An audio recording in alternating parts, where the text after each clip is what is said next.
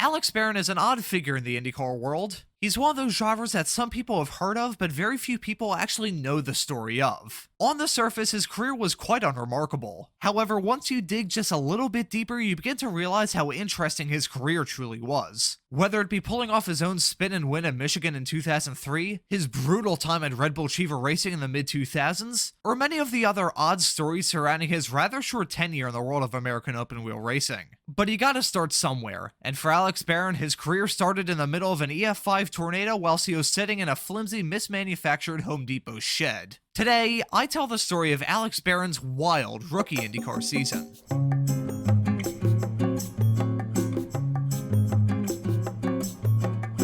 In the year prior, 1997, Barron was the apex predator of the Toyota Atlantic Championship, winning the season title in convincing fashion over fellow future IndyCar drivers Mimo Gidley and Alex Tagliani. It was a very impressive result for a driver who only made his debut in cars the year prior. The next logical step would be for him to get a bit more seat time and get a drive in Indy Lights. However, as things are so often the case in the world of motorsports, things would take a different turn. After a disastrous 1997 season which ended in a literal blaze of glory, All-American Racers driver Juan Manuel Fangio II sat down with team owner Dan Gurney and said that he was retiring from kart competition, essentially retiring from racing altogether in the process. This was a bit of a problem for the team, because as tantalizing as it was for a driver to get a shot in a highbrow series like kart was at the time, drivers would prefer their teams to be, what's the word I'm looking for? Competitive. All-American Racers was anything but, as despite them having a Reynard chassis which won 13 of the 17 races during the 1997 season, they were one of the two teams stuck with the desperately uncompetitive Toyota engine program. When I say uncompetitive, I mean it. In the 1997 Kart Engine Manufacturer Cup,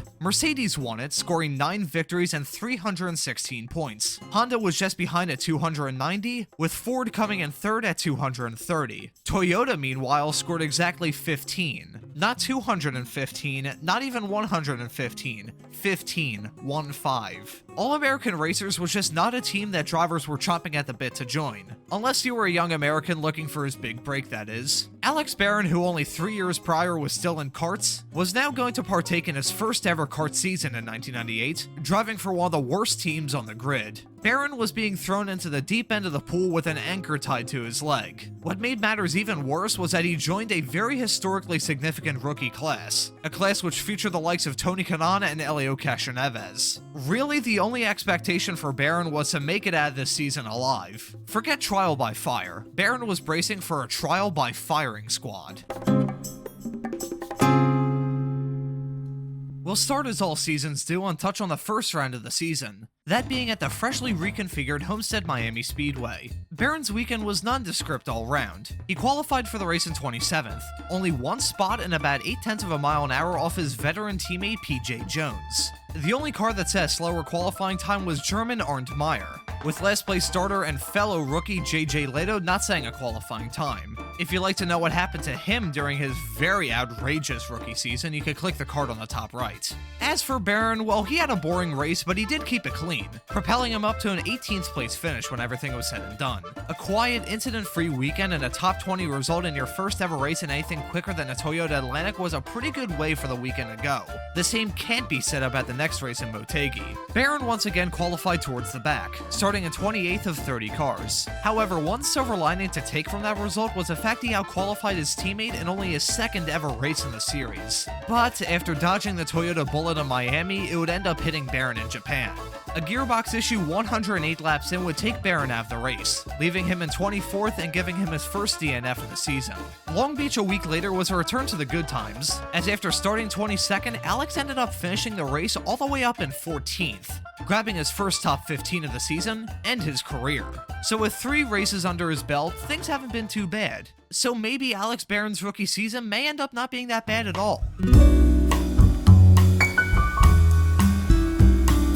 After just not having the pace during qualifying for the 4th round of the season at Nazareth, Alex Barron picked up something that we haven't had to talk about in one of these season review videos since March of 2023, that being a DNQ. Alex Barron, along with Andre Ribeiro, failed to qualify for the race. Even in a tin can of an IndyCar, with Andre Ribeiro understandably soaking up more of the attention as a result of the DNQ since he was driving for Penske at the time, a result like this still had to have stung for Barron. After that disappointing result, however, things took a turn for the better, as next up came back-to-back top 15 finishes. Starting off with Rio, Barron would qualify for the race in 24th, starting alongside his teammate on row 12. The race itself was incredibly chaotic, as of the 28 starters, only 15 would end up seeing the checkered flag. Alex Barron was one of them, ending the race in 12th. Despite the extenuating circumstances, this was still a great result. In fact, it would serve as his best result from the season, one he wouldn't match for another 5 months. However, he did get quite close to the following race in Gateway. Starting in 22nd, yet again alongside his teammate, he would score another top 15 finish, finishing in 14th when everything was said and done. So after failing to qualify in Nazareth, Barron has certainly made up for it. Things are once again pointing upward. Entering the 7th race of the season at the Milwaukee Mile, hopes in the Toyota camp were higher than they had ever been. So you can imagine the all-around disappointment felt by team, driver, and manufacturer when after 4 separate gearbox issues in practice and qualifying, Alex Barron would fail to qualify for a race for the 2nd time this season. Unfortunately for Barron, he wouldn't rebound like he did last time. At Belle Isle 1 week later, Barron would start 25th and end up finishing 20th, his worst finish of the season. But with that out of the way, it concludes a roller coaster ride through the spring for Alex Barron. Considering the rocky times that he had during it, he may have been happy to see the start of summer, but as it turns out, that topsy-turviness would only be amplified as the summer began. The next 2 races in Portland and Cleveland were very similar to one another, as 2 27th place starts converted into finishes of 14th and 15th respectively. Those 2 races weren't bad by any means, and they were certainly much better than the 11th race of the season on the streets of Toronto. Starting the race on the back row of the grid yet again in 27th, Barron's race would end early. On lap 25, he went for an overambitious move on Adrian Fernandez heading into turn 3. Fernandez turned into the corner with little to no regard of Barron being on his inside, resulting in contact that sent Adrian up on 2 wheels. The further stack-up caused by those 2 coming together would create a pile-up on corner exit, a pile-up that Barron's teammate PJ Jones would get involved in. Barron wasn't caught up in the pile-up per se, but the suspension damage he picked up in the incident with Fernandez would take him out of the race. The US 500 at Michigan was not a great showing either, as a 28th place start would convert into a 15th place finish. This was a pretty big gut punch in a race sponsored by Toyota, and Dan Gurney knew this. The Toyota engine program, much like last year, was obviously the worst engine package in the series. Their best finish at this point in the year was a 7th for Robbie Gordon at Nazareth. But mind you, Gordon and his teammate Max Pappas were doing worlds better than the All-American Racers duo of PJ Jones and Alex Barron. The team had yet to score a top 10 so far, with PJ having a best finish of 11th and Barron having a best finish of 12th. The team's one saving grace, their molecularly thin silver lining if you would, was the chassis. To this point in the season, the Reynard 98i was the most dominant chassis in the series, and it wasn't even close. Reynard had won all but 1 race so far, with Michael Andretti's triumph in a Swift at the opening race of the season being the only exception to the Reynard dominance. All-American racers were very, very lucky to have the Reynards at their disposal, as a 98i is still one of the most dominant chassis in the history of IndyCar. So now let's go through the riveting tale of All-American racers assigned to build their own chassis instead.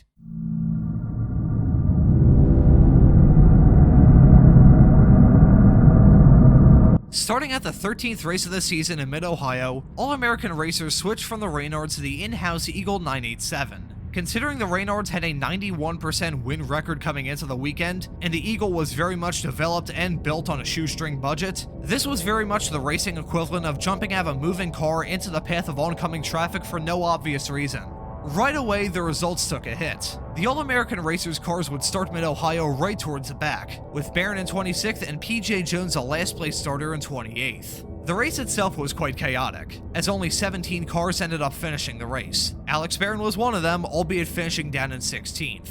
The only car he finished in front of was German Arndt Meyer, the only driver running a Lola in the field, which was pretty much a tin can on wheels throughout the 1998 season. Things were about to get even worse, as next up on the season schedule was Road America. In the first 9 laps of the race, Brian Herta, who had started in second, was still running up towards the front. But when a yellow came out after Andre Ribeiro stopped on track with a blown motor, it shuffled things up. Race leader Michael Andretti came in for an early stop, giving the lead of the race to Brian Herta. When the race got underway again on lap 10, Herta once again slotted in second, this time behind his car owner and teammate Bobby Rahal. Soon enough though, Herta began to feel the pressure from Greg Moore as well, and it all came to a head. Careening his way into turn number 5, Herta overshot his braking marker by a country mile, coming into the turn with all 4 tires locked up, missing his boss by a matter of millimeters. It was a big and costly mistake for a big challenger, but thankfully for Herta, his car was still clean, and with a quick push from the safety crews, he'd be able to rejoin the race without any further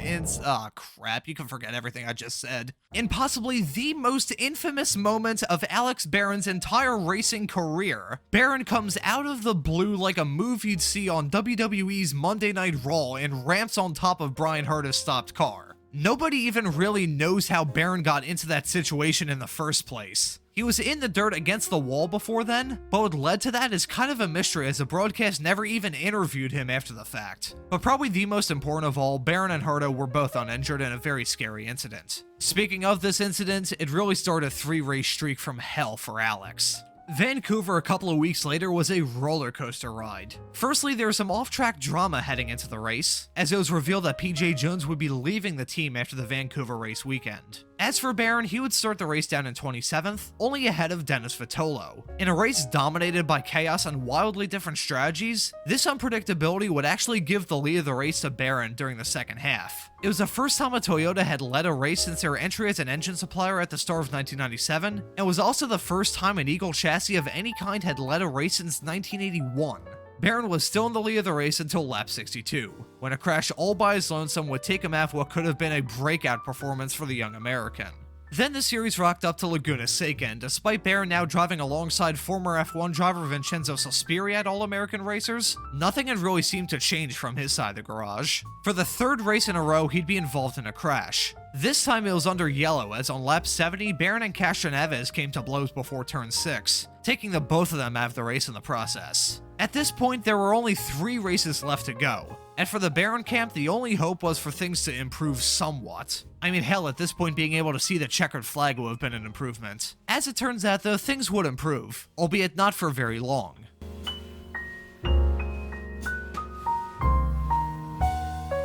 After 5 grueling and agonizing months since the race in Rio, Barron would finally score yet another 12th place finish. This time it would come in the rain-soaked race at Houston.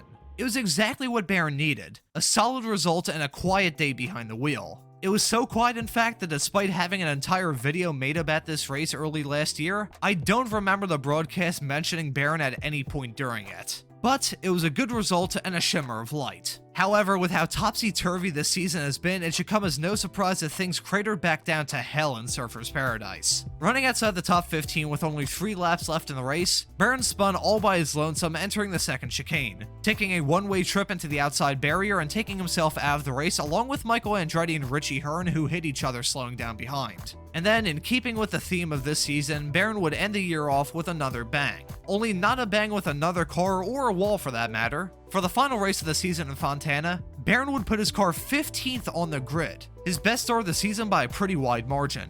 Then, in the last race of the 98 season, Barron would bring it home in a very respectable 13th. Despite the fact it wasn't the best result of the season, it was possibly Barron's best complete weekend of a generally brutal year.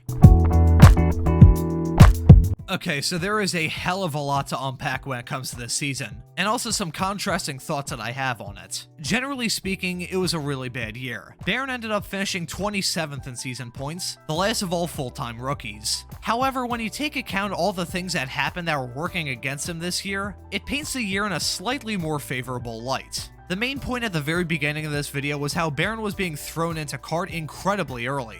A season or two in Indy Lights, as well as maybe even a brief detour in the IRL, would have prepared him best, but instead he was thrown into the series way too early. Honestly though, I think he handled it quite well. There were some mistakes that were made this season, don't get me wrong, but considering the fire-breathing monsters he was put into off the back of running a Toyota Atlantic, he did much better than you'd probably expect. It also isn't news that he was in really bad equipment. All-American Racers as a team only scored 5 points, the Toyota engines were yet again the slowest and lowest point scorers on the kart grid, and the Eagle chassis were the worst performing on the 1998 kart grid. When you put a rookie in a bad car, the expectations need to be muted. So taking that into consideration, I really don't think he did too terrible. Another point to consider when it comes to summarizing this season would have to be the teammate battle. PJ Jones had been with the team since the midway point of 1996, but at the start of the season, Barron was already not too far off him, and even beat him at points as well. that kind of stuff needs to be applauded too.